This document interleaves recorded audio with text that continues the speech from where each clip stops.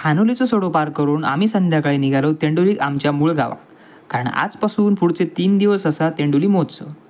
जसे आम्ही मंदिराकडे पोचलो थंय गावातल्या ग्रामस्थांची कार्यक्रमाची रूपरेषा ठरलेली होती.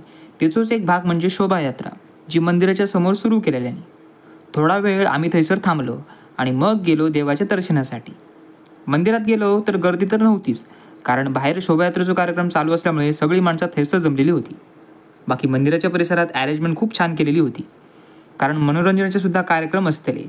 बाजूच्या सातेरी देवीच्या मंदिरात रांगोळीसुद्धा छान छान काढलेले होते. माका तर ही रांगोळी फार आवडली. तसे सगळेच रांगोळी छान होते. मंदिराभोवतीचा परिसर मोठो असल्याने छोटी मोठी मंदिरासुद्धा असत. पुन्हा आम्ही शोभायात्रेच्या थंय गेलो. या शोभायात्रेत आम्ही मराठी संस्कृती, संत मंडळी, देवी देवतांचे देखावे बघितले.